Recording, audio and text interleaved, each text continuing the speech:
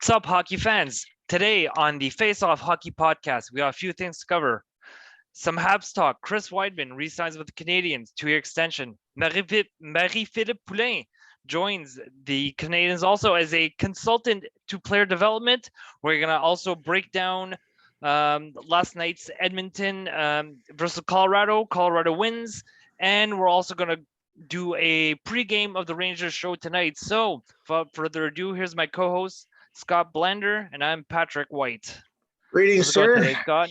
All right, it's going very well. It's game day for me. So, things are a little bit more on edge than I was 2 days ago, but all right, so up 2-1. Just got to get it done tonight. For sure. All right, but first we're going to kick it off with a bit of Habs talk. First thing I want to cover is that Chris Wideman re-signs with the Canadiens, a 2-year extension. And when you take a look at this, from his perspective, is probably almost a no-brainer. If you take a look at the team, you got Ben Sherratt, who's been moved out. Jeff Petry's probably traded during the offseason. Brett Kulak was moved out. So he takes a look at the crop at defenseman and he tells himself, hey, I got a good shot at getting a lot of ice time. And he's a decent 6-7D, and I don't really expect the Canadiens to be good again next year. So he's a good guy to fill a shirt while we rebuild, and he can play on the second power play unit. He's a real good soldier, and teams need guys like that. Well, definitely. And when you say he's a good 6-7 guy, those are very important to have, and as not to flip to the Rangers, but I just to give you some context is that the Rangers don't have that yet. They will, which is why, and we'll get into that, the Rangers were not expected to be here yet, but they will be.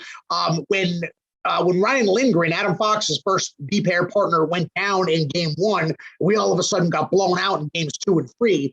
And it was in games 3 and 4, and it exposed a glaring weakness because we didn't have that great 7th D-man who can come in and fill in for that. So when you say he's a good quality 6-7 man, that is definitely something you need on the depth. And also, like you said, they're still the Habs are still rebuilding, and really, he's just kind of filling roster space. This is his time to shine. In a situation like this where there's no pressure, we already know Marty St. Louis has created just a more fun, less atmosphere.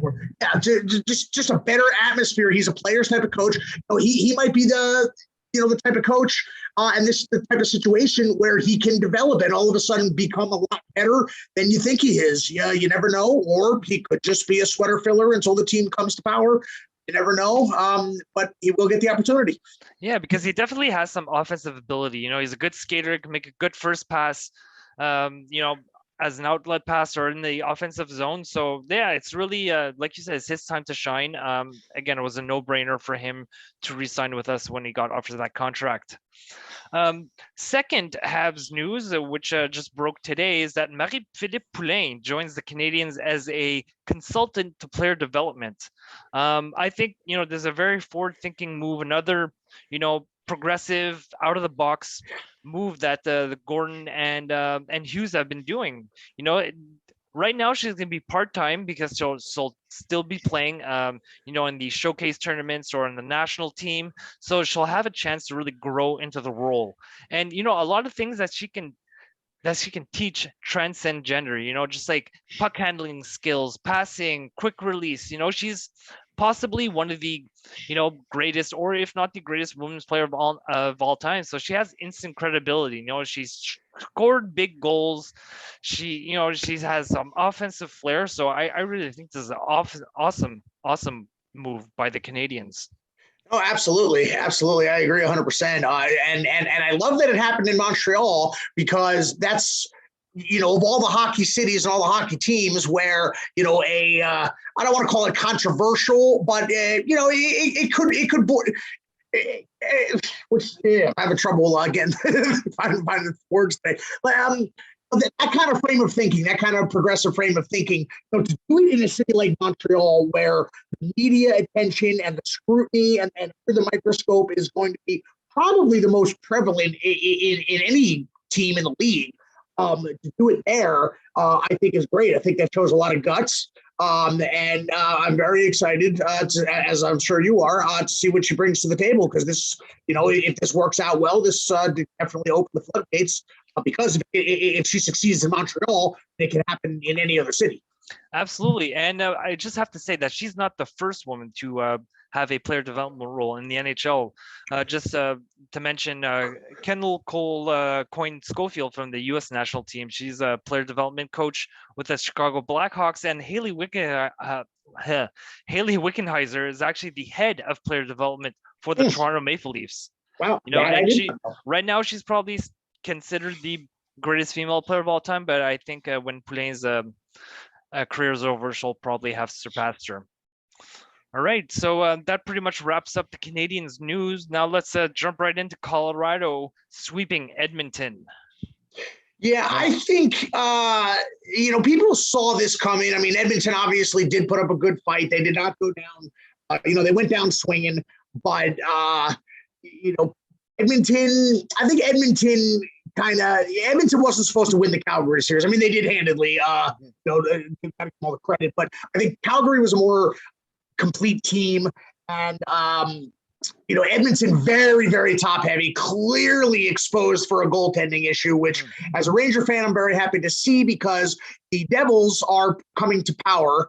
It's been a phenomenal 9 years as a Devils hater, but they are certainly coming to power. They got a phenomenal team minus goaltending. Mackenzie Blackwood, not the answer. Not a Devil fan that I know will say that he's the answer. They hate him. They want him out. Devils have a lot of money to spend. The reason I'm getting to this, the moral of the story, is that now all of a sudden the Edmonton Oilers, the Devils have a lot of money to spend and they're going to go all out looking for that goalie. But now they've got competition in a Stanley Cup contender if they had a goalie in Edmonton. So that's good news for me. Absolutely, but at the same time, they need to shore up their top four. They got one guy, they got his name. I'm drawing a blank to his name. Darnell Nurse. Sorry, and they need three other guys. They need to really shore up that top four because, you can't consistently let in 5-6 goals in the playoffs. Yeah. McDavid, Draisaitl, they both have 30 points in 3 series, and the only other guy to do it was Malkin, and he did it in a cup run. So just show you how dominant these guys are, they really need to give these guys a team that has a chance to compete. Otherwise, they're going to go wasted. You got 2 of the best players in the game. It's as a Canadian, it's frustrating to see that happen, but I was expecting Colorado to win because they're just a more well-rounded team, and they did it with their backup goalie. Yeah, yeah, definitely. He's not great either. Colorado, I think their goaltending is good enough because they have just a phenomenally well-rounded team in front of them that is probably enough. They kind of remind me of the Blackhawks. I was never big on Corey Crawford. I found him slightly above average at best, but when you don't need a Brodeur or a Waugh or a Hasek to win the Stanley Cup anymore. You just need great goaltender. You need an above average goaltender who is really on his game during those 4 rounds, during those 2 months, and has a phenomenal team in front of him. And I think Colorado has that enough to win it. Edmonton clearly exposed that they did not. And yes, their defense certainly did not help them out, did not give Mike Smith any help. You can't pin up he did let up some terrible goals, but you can't pin the blame on him when he's just getting peppered with no help in front of him. No, absolutely. And, you just take a look at Colorado, and I have to mention Arturi Lehkonen for the 2nd year in a row scores OT series clincher to send his team to the Stanley Cup Finals. Last year he did it with the Canadiens, and this year he does it again with Colorado. And Edmonton had that game. They had it, and they let it slip away. I mean, no disrespect to Colorado, but Edmonton had that game, and they just let it go. They let Colorado back into the game, and as soon as they got back in the game, you could just see it was gonna happen. Yeah, it's amazing because I did not stay up to watch the game, and I saw the final score, and then I'm watching the highlights this morning and seeing that Edmonton had that lead, they blew it, and then it ended up, and then there were like 3 more goals in the final 5 minutes. Just unbelievable. I almost shut it off. Then they scored that one goal. I was like, maybe I should stay tuned in. I was about to go to bed, but no, Yeah. I ended up watching it till the end. Some of these teams, you just can never ever count them out. Again, it kind of reminds me of the Rangers 2014 finals playing the Kings. Now, yes, on paper the Rangers lost that in 5 games, but they had the lead in every single one of those games, except Game 3. Game 3, they were pretty much empowered home, shut out. But every other game went into overtime. All the other 3 losses all went into overtimes, and the Rangers had at least a 1 goal, if not a 2 goal lead. They had a 2 goal lead in Game 1. They had a 4-2 lead in the third period. In Game 2, they had a 2. Game 3 was the exception. Game 4, they won. Game 5, they had a 2 goal lead before losing that one in overtime too. Some of these teams just. That's what makes the Stanley Cup champion is a team that can be down the entire game by multiple goals and comes back and steals those games. And, just Colorado just showing every inkling and just showing the fact that they are here to win the Stanley Cup. They're not here to take a next step being the finals. They are here to win the Stanley Cup. For sure. But getting back to goaltending, they will be outmatched in goaltending no matter who they play with. Shesterkin and with jump in there with Vasilevsky. Yeah, you got Vasilevsky might go down as the best goalie to ever play the game, and Igor, he's the Vezina finalist, and he's probably going to win it. They'll win it. So that might be their undoing, and again, if they lose because of goaltending, they might be another team that's out there looking for a goalie. Yeah, I don't. Yeah, that's an excellent point. And yes, you've got going on in the East right now. You've got the number 1 and 2 goaltenders in the world, and like I said, I will still put Vasilevsky at the number 1 and Igor at the number 2 spot, despite the Vezina most likely going to Igor this year. Still not dethroned. There's not going to be a homer about it. Vasilevsky not dethroned from number 1. Even Igor came out and admitted that the other day, which was great after Game 2. But we'll obviously get into a finals preview when it happens. But either of those teams is definitely going to have the better goaltender. The question is, how good is Colorado going to be in front? I could see a hot goaltender stealing a game, maybe 2, but I can't see the goaltender being that much of a difference for the entire series. I think Colorado is good enough to overcome. Again, we're not talking about a Mike Smith. We're not talking about a Mackenzie Blackwood, a Brizgalov. He is good enough to win the Stanley Cup, especially with the team he has in front of him. But yes, he's not going to be the better goaltender no matter who he faces. No, again, though, as an Edmonton fan, I'd be not upset because they made it to the conference final, but it's clear what they need. We're not going to we already got into that already, so we don't need to reiterate. But it's sucks for Edmonton and Colorado. They're looking strong as ever. So. And what worthy of the question is, do they do the right thing, or do they do what Toronto has been doing for a few years now, in that Toronto, with the regular seasons they have and the goals they score, they just keep going into every playoffs thinking like, well, this is going to be our year. It's going to be different this year. And it's clearly not, because of the same issues, defensive goaltending. Which is going to overpower and has been overpowering, that just lethal offense of Marner, Tavares, and Matthews, and et cetera, et cetera. Just go down the list. The question is, does Edmonton learn from Toronto's mistakes, or do they not? And they say, well, we made the conference finals this year, so next year is the next logical step. You never know, because one would think that the Toronto would be thinking like, okay, it's not working. We need to do some major changes here, and they still refuse to do it. So hopefully Edmonton, wises up and learns their lessons and does shore up the blue line. And what do you think about what do you think about Marc-Andre Fleury for that team? Now he's getting up in years. I think, I thought he was done when, he started off terribly on Chicago, but then started to play well and looked really good with Minnesota. Well, by the time he got there, so he might have another year or two. I don't think he's the right for the Devils, because the Devils are just going to arrive to the contender status. And if they're going to sign, throw big money at a goalie, it's going to have to be somebody, who will give you 4 or 5 years. And I don't think Marc-Andre Fleury's definitely not got that left in the tank, but I think he's got a year or two left in the tank. And I think, that's not their only problem, but I think he would be a good fit in there. And then, get yourself, a couple of, decent defensemen. And that might fix it there. What do you think about that? You see Marc-Andre Fleury as a good fit, good solution there? I think he'd be a good fit, but what do you want to go there? Let's be honest. And it's no offense to the Edmonton Oilers, are a great organization, but the city of Edmonton is not the most attractive place for free agents to go and sign. Chris Pronger was an anomaly, and he requested a trade the next year.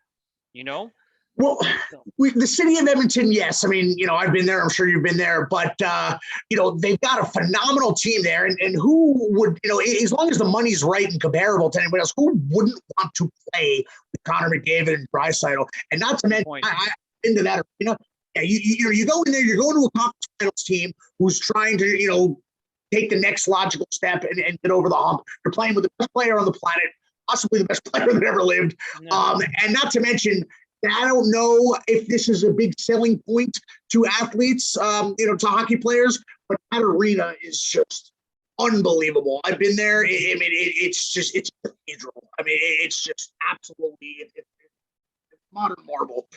So again, I don't know if that's high on some of these guys' lists, but yeah, I get what you're saying about the city itself, and it's cold, it snows every day until like August. So yes, I get that. But if money's right, who wouldn't want to play with McDavid and Draisaitl at this point? I think it's more of a lure than going to the Devils. I think for Fleury to sign there, though, they'd have to make another addition or two on defense for him to consider it. Because now, I don't think he'd want to play in front of that defense, especially, he's 37 now. He's nearing the end. Probably his last season, maybe 2 seasons left coming up. So it really depends on what he's looking for. But yeah, the opportunity to play with the best player in hockey, maybe the second best player in the game also, I, as a former goalie, I would love to get that kind of goal support, Mm-hmm. Yeah. Goal support is not certainly would not be an issue for him. The issue would be the defense in front of him. So yes, he would definitely need as we talked about, they would have to shore up their defense a little bit, a lot. But if they can pull in, a decent free agent name, a stay-at-home guy, a couple of stay-at-home guys, then who knows? I mean, again, I don't know what these guys think when they pick teams that they want to go to. But I think, a guy like Fleury is not going to go to a question mark team. He's certainly not going to go to a team that is still rebuilding. And it just, my thoughts. It just seems like a good logical fit if they give him some defensive help.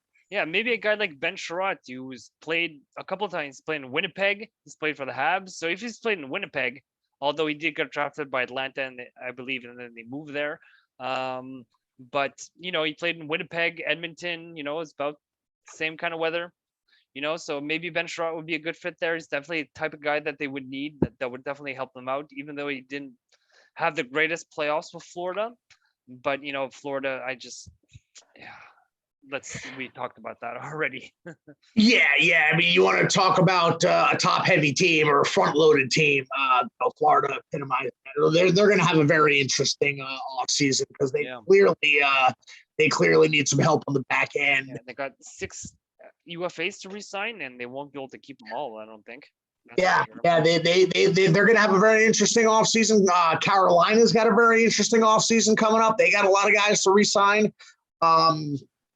Definitely. It should be a fun offseason, for the teams that are up and coming, like your team, the Devils and whatnot, see what they do. And also the teams that are good, that have a lot of shuffling and, a lot of interesting bookkeeping to do if they want to remain at status. It's going to be a lot of interesting stories this offseason.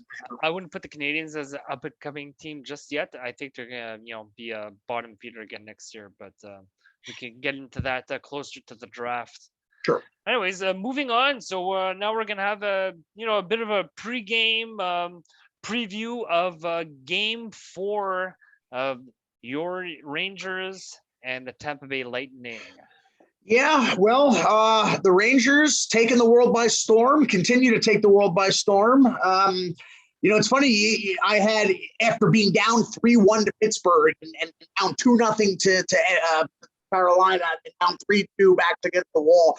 I find they find themselves in an unfamiliar position, which is, well, they're up in a series. They were up 2-0. Took both games at home, looked very good.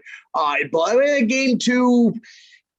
Tampa was finally starting to play, and then the Rangers, with 3-1 lead, became 3-2 late, and just an absolutely relentless finish. All power to Igor there to seal that one off. And then Game 3, they kind of got exposed. Yes, it was only 3-2 with the game winner, 41 seconds. But the shots were, the Rangers were getting outshot all season. They leading 31 regular season wins when being outshot. And, with the late additions that helped shore up the team, it was getting better. And you knew Tampa was going to come out fired up, and all things considered, the Rangers were only able to manage 2 power play goals. So you knew Tampa was gonna come out and want that win badly, and they got it. It's a shame because the Rangers did blow a 2-0 lead. Did have a 4-minute power play with 9 minutes left in a 2-2 game. Trouba took his 3rd penalty of the game, kind of negated that, and then Tampa just would not let it go and got that goal with 40 seconds left. So coming into these 2 games, I wanted a split. I didn't expect to sweep Tampa. I wanted a split. We have to get the split because it will. Obviously you want to go up 3-1 going back home. But you don't want to let Tampa back in. Tampa, they did let Tampa back into the Tampa. I shouldn't say that. Tampa got themselves back into the series at 2-1. You don't want to let them tie it because now all of a sudden it's a brand new series. As we learned from Carolina, the Rangers have won 7 games in a row at home, but as we learned from Carolina, I don't trust that as far as the Rangers are not unbeatable at home. They certainly are not. So I don't trust going back 2-2. I will not be happy knowing that 2 of the last potential 3 games are at the Garden. Again, Tampa came very, very close. Game 2 pretty much could have gone either way. So I would very much like to get the win tonight. 2-0. We were loving life and cruising, but now all of a sudden we're back on the edge of our seats. So I would very much like to get the win tonight. And it's got a little chippy. Tampa, partially part of the game in that you want to ruffle some feathers and piss off the other team, get in their heads a little bit, but you took a little too many liberties with Igor. Yeah. There was one they just blatantly ran him. Somebody, I don't remember who, he knocked him in the face. Did he embellish? He's being of course. Absolutely. He's a Russian. Sorry. No, Russians, but No, they're floppers. He pulled the total LeBron James there. Absolutely. However, he got whacked in the face. He tried to sell it. And then there was another one where long after, I'm talking 2 seconds at least after the whistle, not even debatable. He was toward the top of his Kucherov skates through the crease behind him, gives him a little tap to the back of the leg. No, it was not a Ron Hextall 2-hander, but just uncalled for. Epic slash. Yeah, I was just watching a montage video of his. Well, I forgot. He didn't connect. He just went with a stick like after the ref. But yeah, he has other epic 2-hand slashes. Right. So just uncalled for, and they're taking a little too many liberties. And Gerard Gallant was furious after the game, and I think rightfully so. I think the fact that Igor did that nice flop, I think more attention is being paid to the flop than the fact that they were just whacking him all game long. So you're a goalie. You don't touch goalies. You just don't. You don't, but do you think that the Rangers might start to take a bit more liberties with Vasilevsky? You got to get in his face. You got to, get in his bubble. You got to, annoy him a little bit. Otherwise, he could take over the rest of this series. He's that good. Yeah, he exactly. I think, yeah, you're right. And I think the Rangers didn't need to do that, but certainly didn't need to do it in game one and game two. He was a lot better, but still not his usual self. Game three, he was back to his usual self. So we're going to see early on. Rangers will get some nice chances in the first. If it looks like he is 100% back to his usual self, then by all means, get in his head a little bit, play some head games. Especially, our fourth line is just incredible. And, definitely, even the odds there a little bit, just say we can play that game too. Yeah.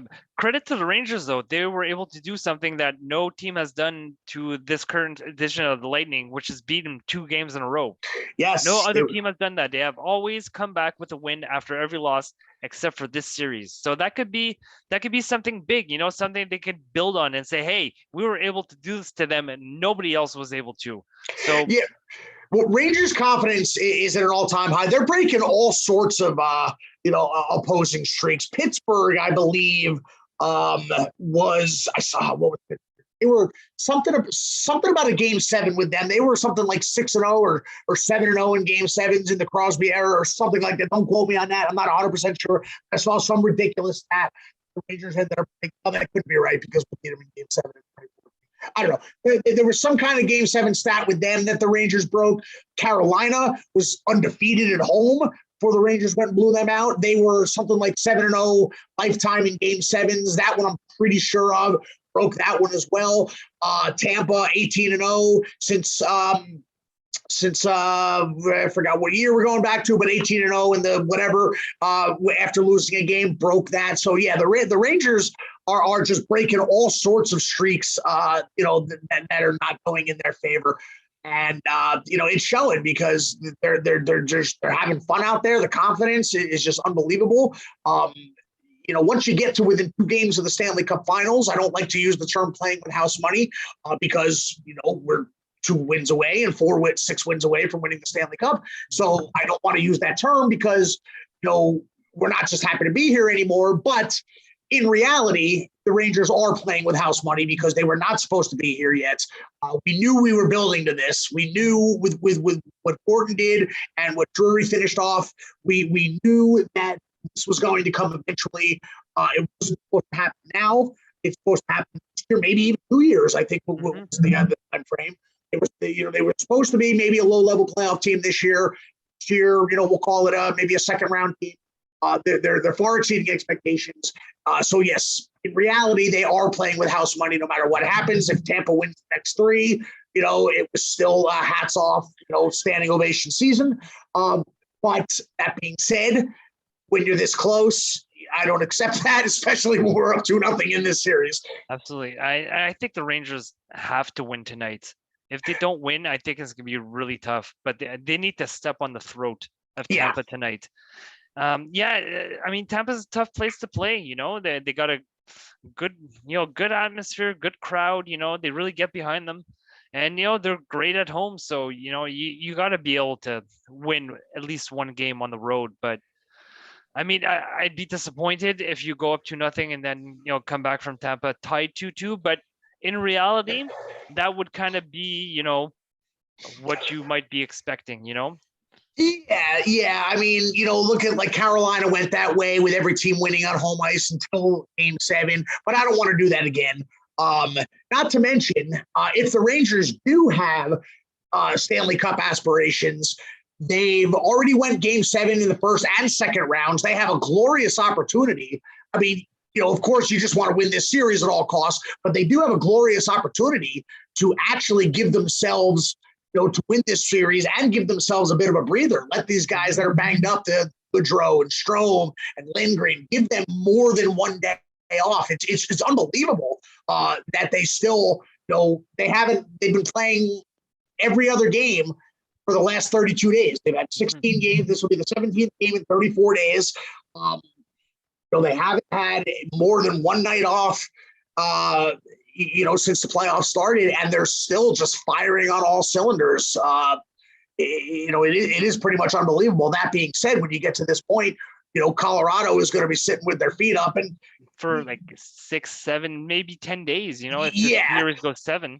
Yeah, and people were saying with Tampa's 9 days off, they didn't look sharp, but you could make the whole rest versus rust argument. You can find examples for both sides of the where a long rest and they came out just much better off than a team who just went game 7. And you can find examples the other way where because everybody's banged up in the playoffs, so everybody's you got a couple of extra days to feel a little bit better, a bit less sore, could be an advantage. Yeah, obviously there always is that first 5-10 minutes of a bit of rust that we usually see when a team has had a long layoff, but Colorado's a good enough team to be able to overcome that, I believe. And the rust should not last the whole game. It should last half a period, maybe the first period at best. After that, you got a period of playoff hockey back under you. It's time to get it together. So I'm not going to pin the Rangers just blowing them out of the water in game 1 of that rust. You're allowed 20 minutes. You're allowed 1 period to use that excuse. I think the Rangers were just a better team that particular night. So I remember somebody was talking about that. It might have been Mark Messier. A few years ago, I remember where they were talking about the rest versus rust, and he unequivocally said, absolutely not. You want, because when you get to the Stanley Cup Finals or the third round, you want as much rest as possible. You don't worry about being rusty going into the Stanley Cup Finals because, again, these guys are all sorts of banged up. You want as much rest as possible. Again, I don't remember who said it. I want to say Mark Messier is the one that said it, in which case, if it was, I will obviously take his word for it. But, various players have said, there is no rest versus rust argument. You want as much rest as possible. You can rest when you're done with the playoffs. So I will agree with that. So keys to victory for the Rangers. What do you think they have to do tonight to get the win? More sustained pressure. From what I saw in game 3, they need more sustained pressure. They were outshot. I don't remember exactly what it was, but I think they had with 49. I think it's 49 shots by Tampa, and the Rangers just didn't have enough, and they had 2 power play goals.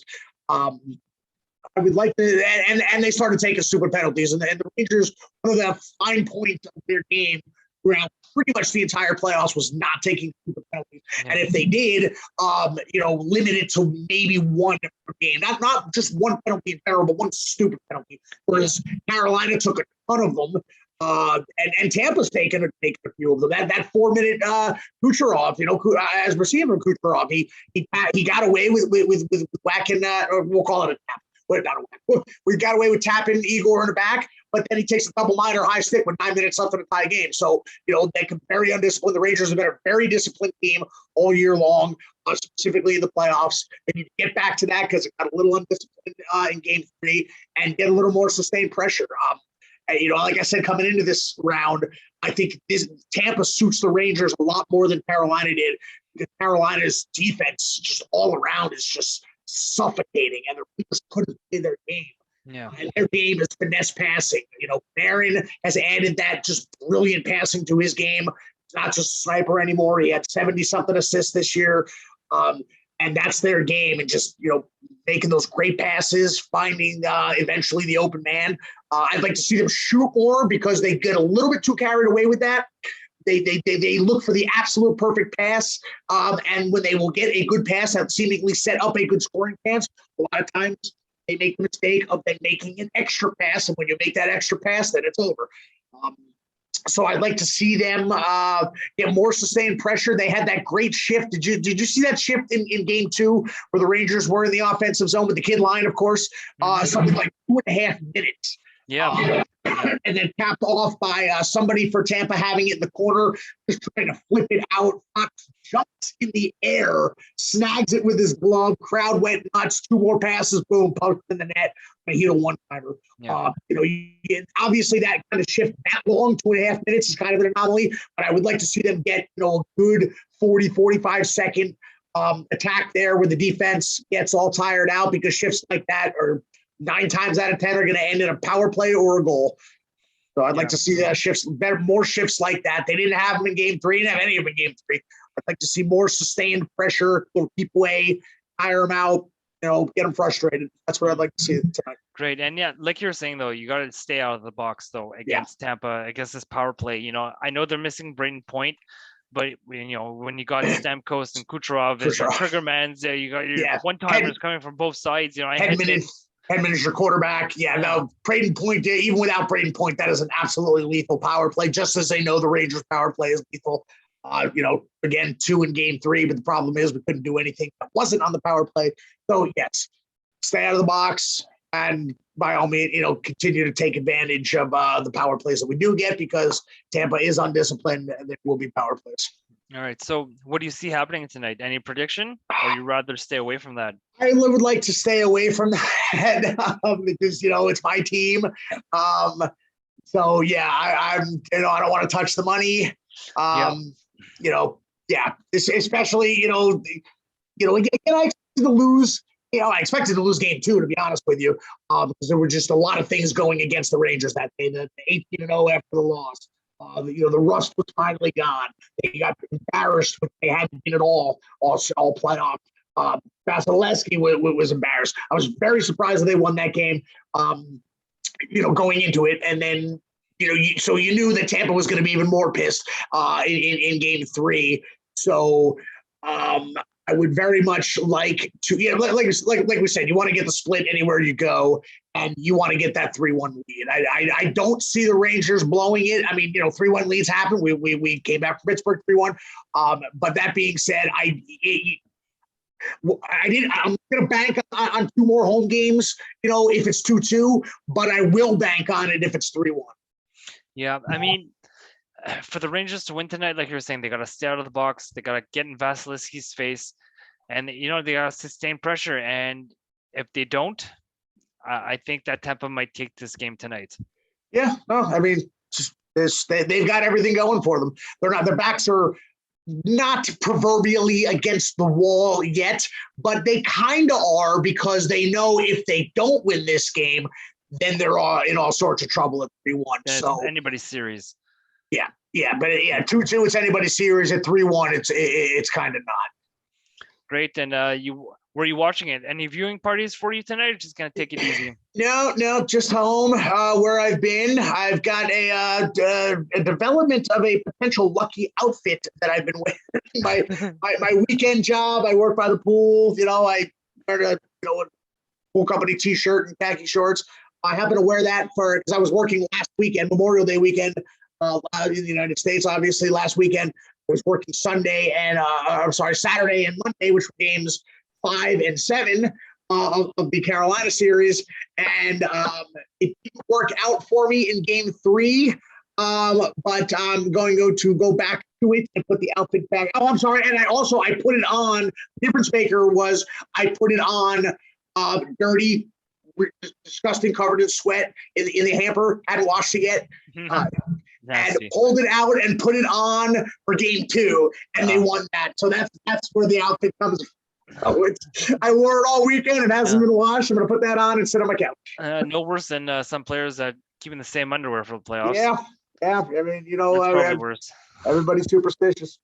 For sure. Well, all right. I think that about wraps it up for today. We had a little bit shorter show. I think we ran a bit long last week, so we're probably gonna, for the future, we're gonna try and keep it around this length. I think we did about 40 minutes. So but all in all, looking forward to the game tonight, and we'll catch all of you back early next week for another episode of the Face Off Hockey Podcast. Catch you later. Have a good night. Go Rangers.